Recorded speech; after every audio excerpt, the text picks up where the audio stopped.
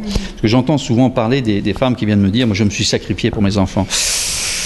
C'est la victime, c'est d'enlever son pouvoir et le donner à l'autre à ce moment-là. C'est vrai que c'est ça aussi, dans le sens que, bon, tout d'un coup, on n'est plus responsable de sa vie, c'est l'autre qui est responsable de notre bonheur, c'est ça. Mais je veux dire que c'est aller à l'encontre des lois naturelles. Parce que si on veut connaître l'univers, il faut se connaître soi-même, tout simplement. Et à partir de là, quand on s'aime, on veut le meilleur pour soi. Mais c'est pas une question d'égoïsme, hein, parce que... Je comprends. Alors, vous voulez dire que dans le fait, ce n'est pas de complètement se donner aux autres, mais commencer par se donner à soi.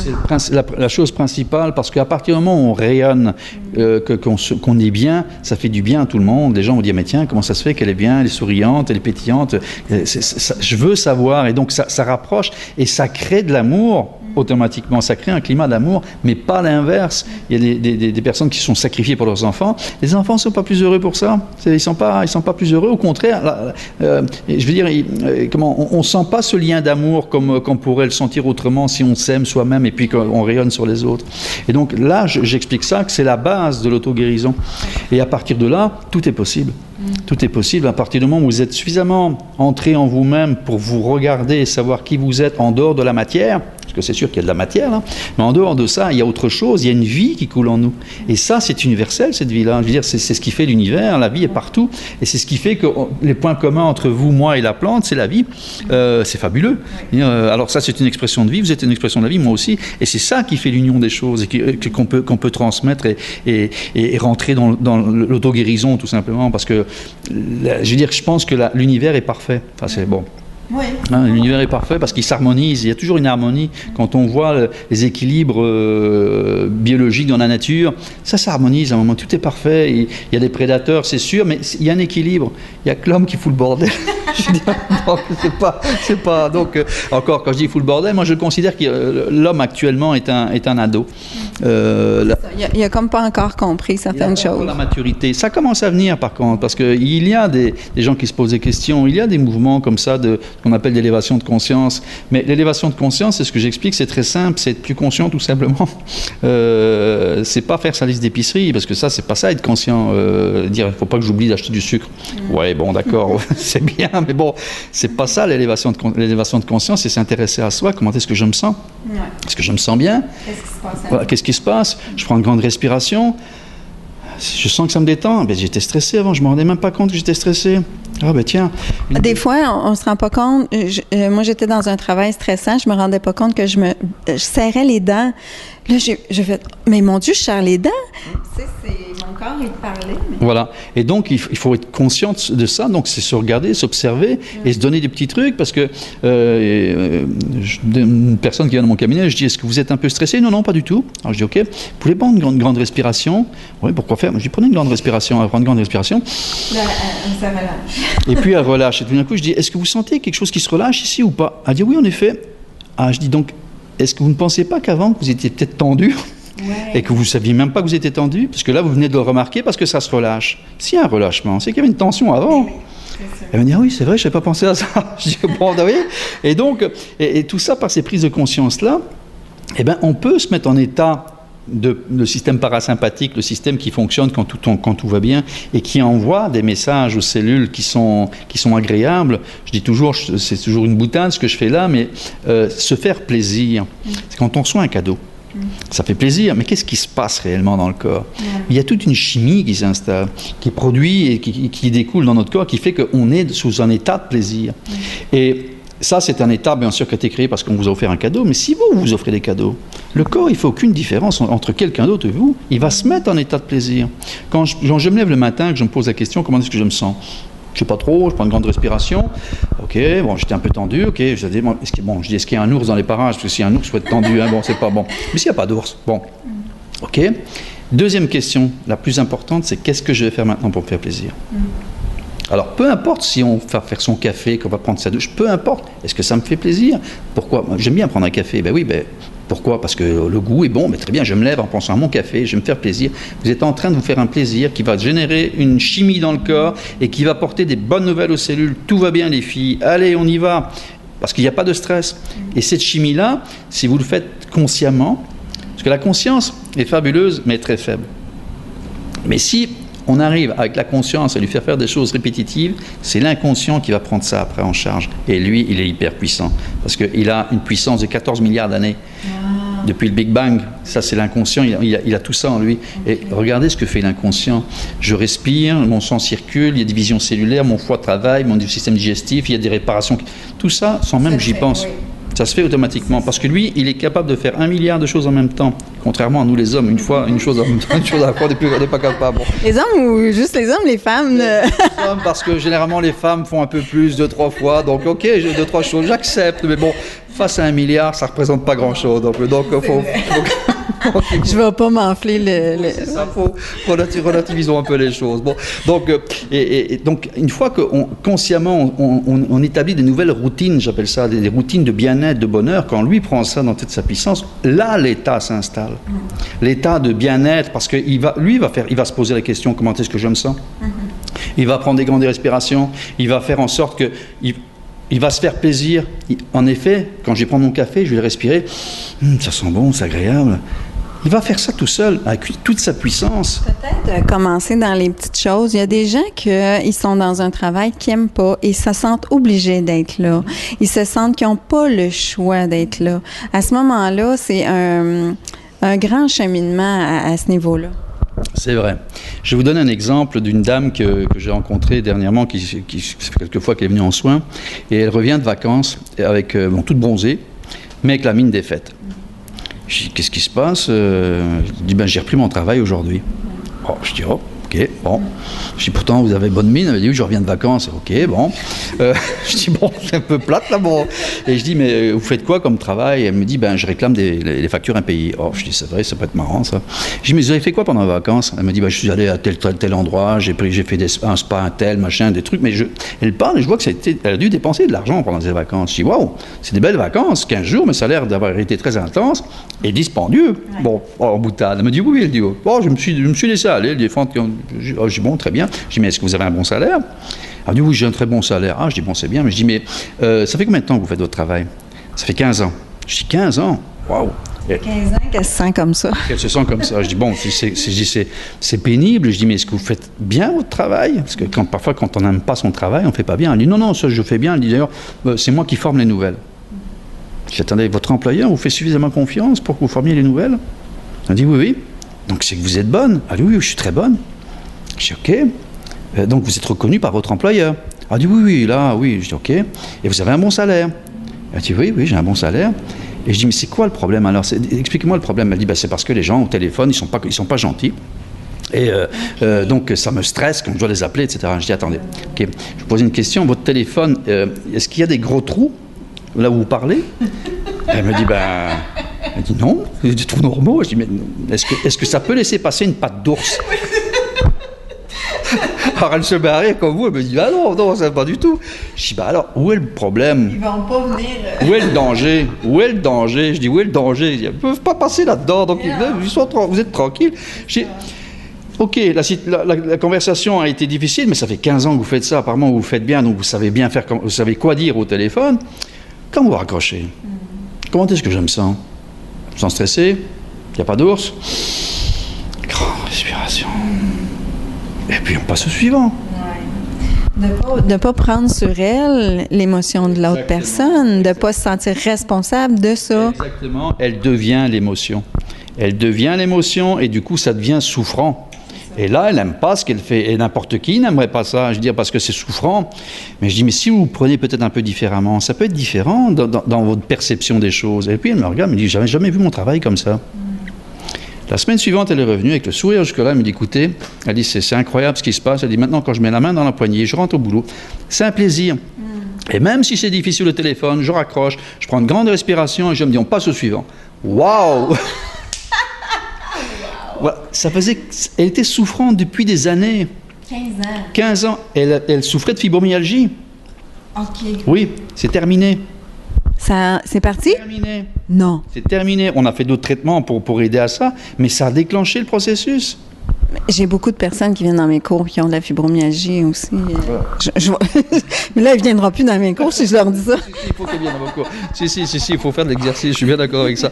Mais voilà, donc un déclenchement, donc c'est-à-dire que c'est un saut quantique, on appelle ça. C'est-à-dire qu'il passe d'un état de croyance à un autre état de croyance. Et ça change tout. Le corps, il réagit comme ça, parce qu'en fin de compte... Ça peut être aussi vite que ça. Oui, parce que le corps est capable de réparer très rapidement. On a tout en nous pour réparer. On a un système merveilleux. On a un système merveilleux, un système immunitaire, un système réparateur de cellules. C'est merveilleux ce qu'on a en nous. Les cellules qui se renouvellent en permanence parce qu'on n'est plus le même d'une heure à l'autre. Nos cellules ont changé. Donc c'est merveilleux à condition de lui laisser la possibilité de le faire. Sinon il ne le fait pas. Et donc voilà. Donc des exemples comme ça, je pourrais vous en citer d'autres où des gens tout d'un coup réalisent et tu te dis, ça alors j'avais jamais pensé ça comme ça. Et ça change. Or qu'elle avait la mine défaite quand elle était venue me voir à l'heure de ses vacances. Bon, c'était vraiment comme si c'était l'enfer. Elle est partie en enfer. J'ai dit, bon... J'ai beaucoup de gens que je vois via Facebook qui sont contents de partir. Ah non, je recommence à travailler. Beaucoup de personnes sont dans cette situation. Tout à fait.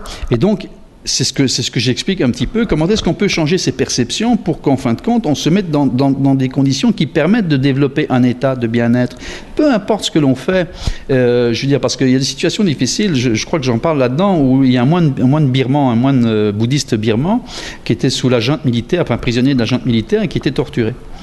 Et donc, ça doit pas être marrant, ça, je veux dire, sous la torture, parce que bon... Et lui, comment je veux dire, son inquiétude était de ne pas haïr son tortionnaire. Parce qu'il disait, si j'haïs mon tortionnaire, c'est que j'ai rien compris à la vie. Parce que, pour lui, le tortionnaire faisait au mieux de ce qu'il était, au mieux de ce qu'il peut faire, donc j'ai pas à lui en vouloir. Oui, c'est ça. Je dis, waouh. Ouais, hein? C'est vraiment... C'est une perception waouh de la vie, ça, parce que je veux dire... Mais ça libère, en quelque part. Totalement. Et il n'a gardé aucune séquelle. Bon, peut-être physique, là, parce que si on lui fait des cicatrices, ça va rester sur la peau. Mais dans son âme et dans son cœur, il n'en a pas. Il est passé au travers tout ça. Waouh! Je dis, là, il pourrait se plaindre. Il pourrait dire, je sais pas, être victime de la vie, chaîne de vie, chaîne de ci, en fin de compte. Non! Il est passé au travers de ça et il est resté heureux dans la souffrance physique. Waouh! Et ça, donc quand on parle de travail, etc., qui ne nous conviennent pas, il faut regarder peut-être autrement les choses et on va voir que c'est pas si pire que ça, qu'on peut y trouver du plaisir à condition de savoir comment le trouver. Bon, c'est sûr que tout le monde n'a pas un bon salaire. Il y a des gens qui ont des petits travails qui sont mal rémunérés, avec des heures pas possibles, avec un environnement pas possible. D'accord. Mais si déjà on change son état, on a plus de chances à trouver autre chose que si on reste dans cet état-là. C'est ça. Je vais donner un autre exemple. Une dame qui vient me voir, ça fait 2 ans qu'elle est au chômage. Elle ne trouve pas de travail. Mais elle est complètement... Parce qu'elle dit, je me présente, personne ne me prend. Et je dis, est-ce que j'ose lui dire? Et je lui dis, quand vous allez comment? Eh ben, elle dit, je vais parler de moi. Je dis, mais vous allez... Dans quel état allez-vous? Elle dit, j'essaie de montrer que je suis bien. Vous essayez de montrer que vous êtes bien. On émet une vibration. La personne, même si vous dites des mots qui ne correspondent pas à la vibration, la personne n'est pas dupe parce que son système de capteur d'ondes électromagnétiques va capter votre vibration. Il ne va pas comprendre nécessairement en disant « Ah oui, elle n'est pas bien », mais il va sentir une vibration qui ne lui convient pas. Oui. Puis la personne est aussi... Exactement. Et donc, s'il va choisir entre 2 personnes, il va prendre celle avec laquelle la vibration s'est bien passée, il a senti, oui, elle est dynamique, quelque chose qui se passe, ça me plaît. Et que vous, il va dire « Oui, elle est sympa, mais... » Voilà. Et elle me dit, ah bon? Elle me dit, mais non, pourtant j'essaie de me montrer. Je dis, non, vous essayez de montrer. Au lieu d'être elle-même. Exactement. Je dis, essayez de vous mettre dans un autre état, vous allez voir que ça va être différent. Un autre cas, un monsieur qui était dans l'immobilier. Une dame plutôt, c'est une dame qui était dans l'immobilier, qui me dit, qui travaille l'immobilier, paraît que c'est un travail de fou, là, je connais pas bien, mais enfin c'est un travail de fou. Et elle a arrêté, et elle était, comment on appelle ça, retraitée de fortune, enfin, le chômage. Non, indépendante de fortune, c'est-à-dire qu'elle avait suffisamment d'argent pour vivre. Ah, okay. À 45 ans. D'accord. C'est quand même pas mal. Quand même. Bon.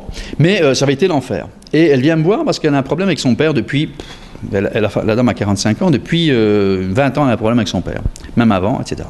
Et donc ça la perturbe, elle a vu un tas de thérapeutes, elle n'arrive pas à pardonner à son père, elle n'arrive pas à accepter que son père ne la reconnaît pas, enfin difficile. Je dis bon, très bien, donc c'est quand même bien au travail, même s'il a été pénible, il vous a quand même permis actuellement de vivre de vos rentes. Et donc je dis qu'est-ce que vous allez faire à présent? Elle me dit là je suis en train de me préparer pour faire des conférences. Ah, je dis c'est intéressant, sur quoi? sur le bien-être. Je dis, ah bon? Cordonnier mal chaussé. Je dis, formidable. Bon. Et elle me dit, mais par contre, j'ai un problème. Elle me dit, parce que ça fait 15 personnes que je rencontre pour mes conférences.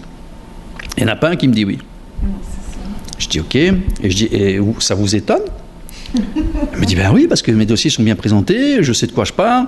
Je dis, OK, j'imagine qu'ils doivent être bien présentés, vous avez une belle présence aussi, donc il n'y a pas de problème. Mais je dis, mais pourquoi vous venez me voir? Elle me dit, c'est quoi le rapport? Je dis, ben non, je dis, pourquoi vous venez me voir? Ben, c'est parce que j'ai des problèmes à régler, je ne me sens pas bien. Je dis, attendez, je ne me sens pas bien. Vous venez me dire, je ne me sens pas bien, et vous faites des conférences sur le bien-être. Est-ce qu'il y a quelque chose qui devrait s'associer? C'est pas cohérent, ouais. Elle me dit, oui, mais bon, ils ne savent pas que je ne suis pas bien. Je dis, ils ne savent pas, mais ils le sentent.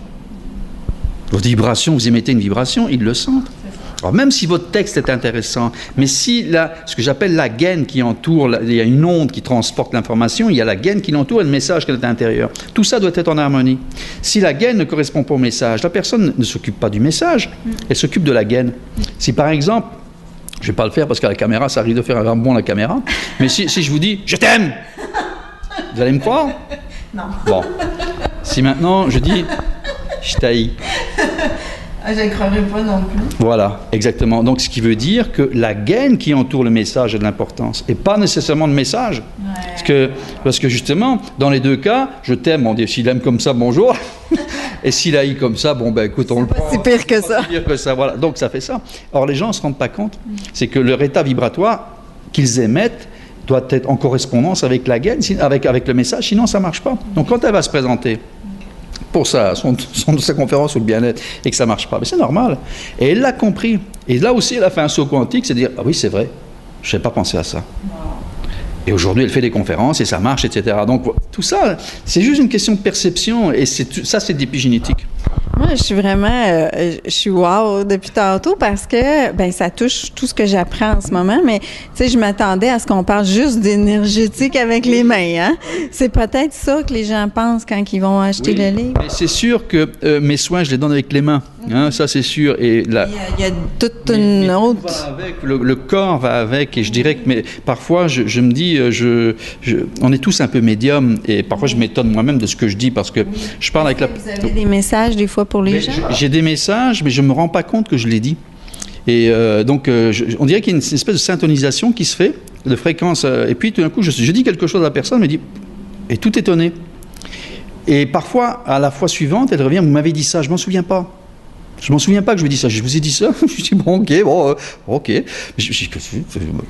Donc, disons que c'est un magnétisme élargi. C'est pas, bien sûr, il y a les mains, et je travaille avec les mains, et quand je me mets à travailler, ça chauffe. Il y a quelque chose qui se passe, et les gens me disent, waouh, on sent l'énergie, c'est vrai, mais il y a tout mon corps, et je dirais que mes pensées, mon verbe, pour moi, tout est vibration. Tout doit agir quand je donne un soin, ou que je parle à quelqu'un, que j'essaie de l'aider. C'est tout moi qui agit. Et c'est pour ça que je dis que c'est du magnétisme épigénétique, parce qu'on travaille sur l'environnement global, pas que sur une chose. C'est pas uniquement, les mains qui... sur une partie du corps. C'est l'ensemble des choses. Et donc, c'est pour ça que je parle d'auto-guérison, parce qu'on travaille en globalité. C'est pour ça que je parle de santé globale aussi, parce qu'on travaille en globalité. C'est pas uniquement une chose. On est corps et esprit, tout est uni, et on est global. On ne peut pas traiter... c'est ce que je dis aux personnes quand vous venez. Comment vous sentez-vous après le soin? Ah, on se sent très bien. Est-ce que vous souhaitez que le soin continue? Ah ben oui. Je dis, bon, ben alors, c'est vous qui allez faire le travail. Alors, oui, qu'est-ce que je dois faire? Ben voilà, je vous ai parlé. Comment est-ce que je me sens? Qu'est-ce que je vais faire pour me faire plaisir? Ça, faites-moi plaisir. Dites-le vous 20 fois, 100 fois par jour. Continuez à faire ça. C'est là que le soin va continuer. Parce que moi, énergétiquement, oui, je peux débloquer des énergies. Mais si toutefois, il y a un pattern qui les ramène, je ne suis pas là quand ils vont revenir. Donc, c'est à vous à dire non, je vais changer ça et établir un autre pattern qui va me permettre de rester dans cet état-là.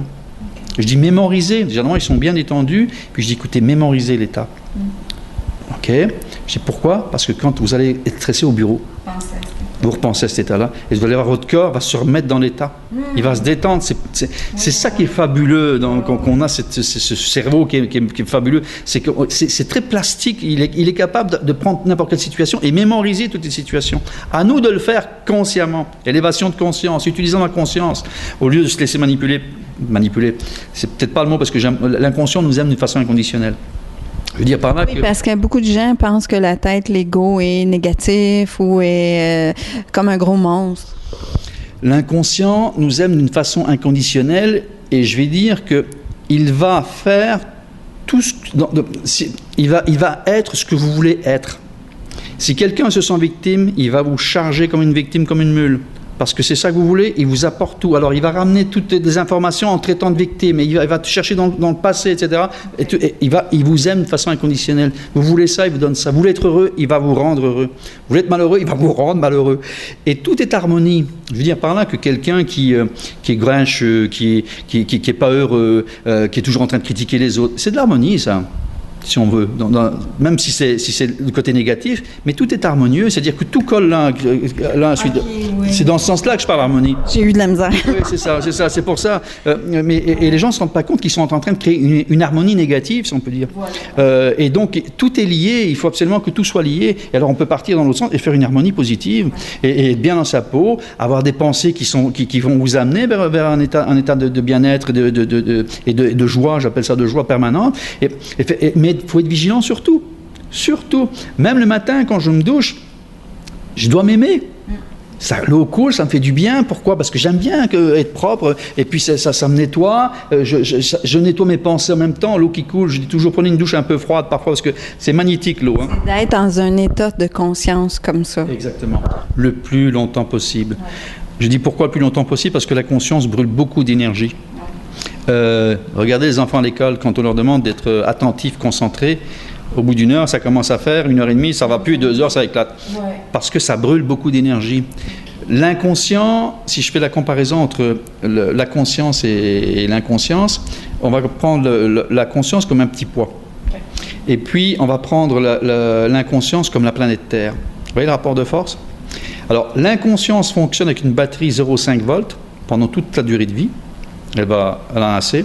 La conscience va brûler 100 000 volts par minute. Pour faire quoi? Pas grand-chose. Voilà. Donc ça brûle. Donc il faut utiliser la conscience sans s'épuiser, mais d'une façon constante.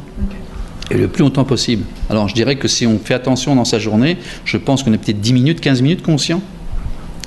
Le restant, c'est lui qui dirige, là, l'inconscient. Donc il faut amplifier, il faut être une demi-heure, 1 heure peut-être. Faites-vous de la méditation? Oui, bien sûr aussi, mais je dirais qu'on peut faire de la méditation tout le temps, sans nécessairement méditer. Je veux dire par là que le fait... comme vide dans la journée. C'est-à-dire se ramener à soi-même. Dès qu'on se ramène à soi-même et qu'on pense à soi et qu'on... je dirais, bon, je sais pas, de la grande respiration, prendre une grande respiration. Et je me détends. On rentre en méditation avec soi-même. On rentre au cœur de soi-même. Et ça, il faut le faire ça le plus souvent possible. Méditer 3 fois par semaine, 1 heure, c'est très bien. Mais ce n'est pas suffisant. Parce que il n'y a pas assez d'amplitude pour que ça rentre dans l'inconscient. L'inconscient aime bien les rituels, tout ce qui est rituel et qui est régulier. Là, il va le prendre. Je le fais beaucoup. J'ai de la misère à m'asseoir le matin, mais je me rends compte que je le fais beaucoup dans la journée. Donc, juste de voir mes pensées, puis de respirer, puis d'être calme, je le sens que ça fait un vide de toute façon. Donc, je me sens bien après. Voilà. Et parfois, il y a des personnes qui n'aiment pas méditer. Il y a des gens qui disent, moi, m'asseoir, et puis, je dis, très bien, faites ça 1 minute. Juste, comment est-ce que je me sens? Pensez, je me regarde, je ne sais pas trop. Grande respiration, on se détend, encore une grande respiration, on se détend, une 3e respiration, on se détend. Et puis, qu'est-ce que je vais faire maintenant? Me faire plaisir. Je suis centré sur moi-même. J'élimine tous les parasites. Et là, je suis à mon travail, je vais continuer mon travail. Ça me fait plaisir. Hop, paf, on part. Comment je dis? Parce qu'à travers les âges, c'était égoïste de vouloir se faire plaisir. Oui. Fait que maintenant, il faut changer ça parce que... Ça nous vient de notre environnement de société. Hein. Je veux dire, penser à soi, c'était égoïste. Et je veux dire que c'est drôle généralement, on disait qu'il fallait être altruiste. Hein, donc, aimer les autres, aimez-vous les uns les autres. Mais ce qu'ils ont oublié de dire, c'est que la fin de la phrase, c'est comme vous aimez vous-même. Hein, c'est ça, c'est en fin de compte, c'est d'abord vous aimez vous-même qui est important. Après, bien sûr, on va aimer les autres, on va aller vers les autres. Mais d'abord, s'aimer soi-même. Et les personnes confondent s'aimer soi-même et égoïsme. Or que ça n'a rien à voir. Ça n'a rien à voir. Oui, je suis égoïste si par exemple, tout pour moi, rien pour les autres. Là, oui, je suis égoïste. Ça, c'est l'égoïsme. Mais si je pense à moi en me disant, mais je suis en souffrance actuellement et je voudrais plus être en souffrance, c'est pas être égoïste, c'est s'aimer parce qu'on veut changer cet état-là. Parce que pourquoi? Parce qu'on veut être bien vis-à-vis des autres aussi. Quand on est rayonnant et que les autres apprécient notre présence, ou bien qu'on sent que les autres aussi profitent de ça. J'ai bien profité dans le sens, wow, ça fait du bien de rencontrer ces personnes-là. Quand je rencontre, ça me fait la paix dans le cœur. C'est génial. Ouais, tout ça, c'est important. C'est pas de l'égoïsme.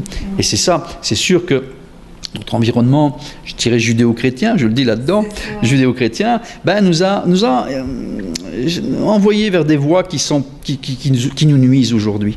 Alors je dis pas qu'à l'origine c'était pas utile, mais ça a été transformé et je dis toujours, c'est la parole perdue. On dit des mots, mais on ne sait plus ce que ça voulait dire. Et donc aujourd'hui on met ce qu'on veut là-dessus, mais c'était pas le sens original, c'était pas le sens initial. Et donc c'est ce qui fait que beaucoup de personnes s'oublient. Et je pense que la plupart des souffrances viennent parce qu'on ne s'aime pas et de nos croyances, les croyances. Ça fait longtemps, mais j'aurais parlé encore longtemps avec vous. Alors, en ce moment, est-ce que les gens... Vous avez un site Internet? Oui, j'ai un site Internet à mon nom, Giulio Fioravanti, Giulio Fioravanti, Fioravanti. Faut que j'y pense. Voilà, c'est ça. Donc, on pourra trouver tous les renseignements là-dessus, sur ce que je fais. Et puis, le livre, il sort là. On m'a envoyé une photo comme quoi il était sorti chez Avril. Donc, à mon avis, il sera en librairie. Il doit être en librairie actuellement. C'est en ce moment. Ouais.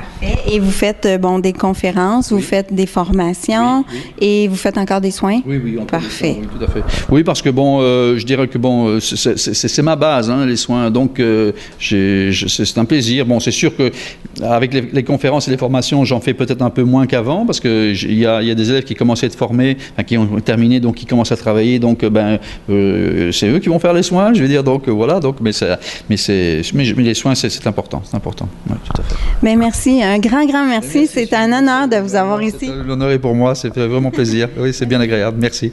Au revoir les bontés.